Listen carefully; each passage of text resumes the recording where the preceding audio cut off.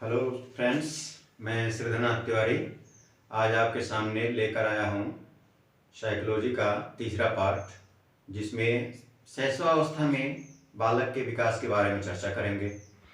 शैशवावस्था में बालक कैसा होता है? शैशवावस्था में जो बालक का विकास होता है वो आधारभूत होता है।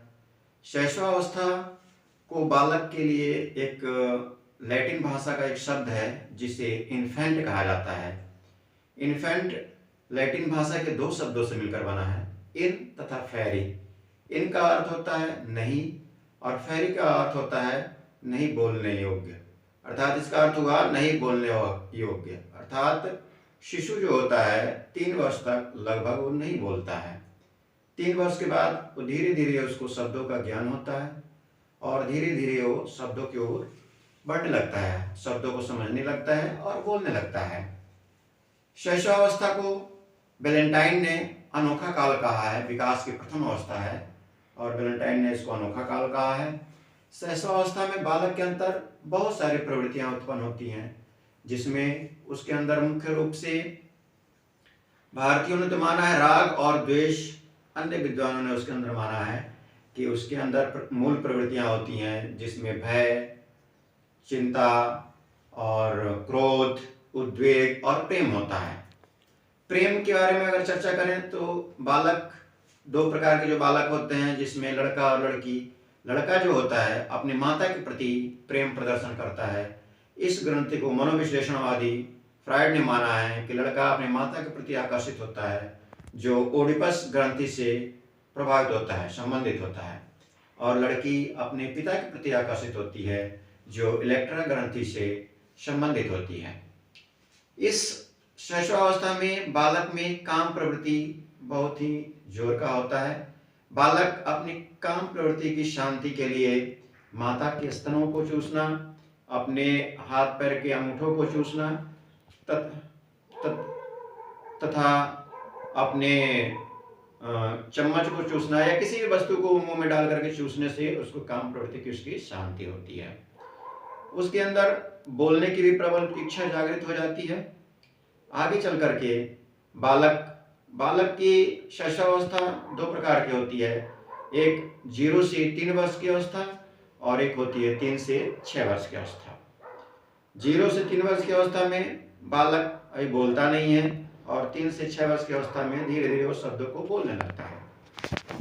इसके बाद हम चर्चा करेंगे कि इसमें कौन कौन सी प्रवृत्तियां जागृत होती हैं। इसमें स्वप्रेम की प्रवृत्ति जागृत होती है। स्वप्रेम का मतलब होता है वो अपने से प्रेम करता है।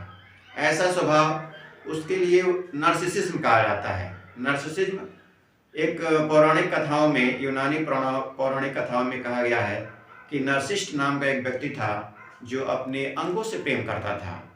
तो इसलिए जो शिशु होता है, शिशु भी अपने अंगों से प्रेम करता है। और शिशु में, जैसा कि मैंने बताया, बालक अपनी माता के प्रति और बालिका अपने पिता के प्रति प्रेम प्रदर्शित करते हैं। इनको प्रेम की अनुभूति होती है तथा अपने अंदर जो उद्वेग होता है इस तरह से शांत करते हैं। अब बात करेंगे शैशवावस्था में शारीरिक विकास। तो शैशवावस्था में शारीरिक विकास भी बहुत सही तरीके से होता है। जन्म से बालक का विकास होने लगता है। सर्वप्रथम हम लंबाई की बात करते हैं। तो जो शिशु होता है तो उसका जब जन्म होता है तो लगभग 51 सेंटीमीटर का होता है। बालिका की अपेक्षा बालक की लंबाई ज़्यादा होती है। लगभग आधे सेंटीमीटर बालक की लंबाई बालिका से ज़्यादा होती है। बालक जब जन्म लेता है तो लगभग वो 300 ग्राम का होता है, ठीक है। और बालिका की अपेक्षा बालक की लंबाई अधिक होती है। फिर बात करते हैं भार की बात करेंगे तो बालक का भार लगभग 350 ग्राम के आसपास होता है। किसी बालक का 2.5 किलो, किसी का 1.5 किलो, ऐसे करके विभिन्न रूप से बालकों का जन्म होता है और उसका भार होता है। उसके मस्तिष्क का जो भार होता है बालक का, उसके शरीर का 1/4 होता है, जिसमें बालिकाओं का भार कम होता है और बालकों का भार ज़्यादा होता है। ऐसा माना जाता है कि मानव मस्तिष्क का विकास शैशवावस्था में लगभग प्रौढ़ व्यक्ति के 90% मस्तिष्क का विकास शैशवावस्था में हो जाता है। फिर इसके बाद बात करेंगे हड्डियों की संख्या। शैशवावस्था में शिशु के अंदर लगभग 270 हड्डियां पाई जाती हैं।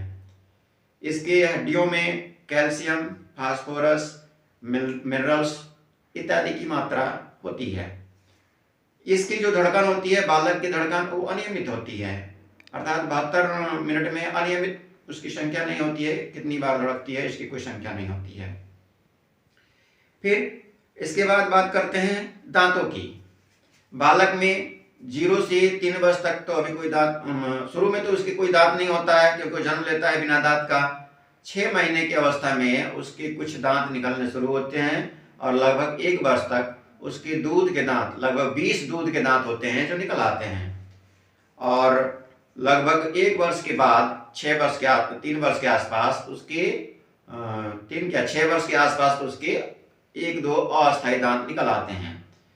दांत कई प्रकार के होते हैं, आप लोग जानते होंगे, जिसमें कैनाइन, इंसाइजर, मोलर और प्रीमोलर ये दांत होते हैं। इसमें मुख्य रूप से 20 जो प्रारंभिक दांत होते हैं वो दूध के दांत कहे जाते हैं।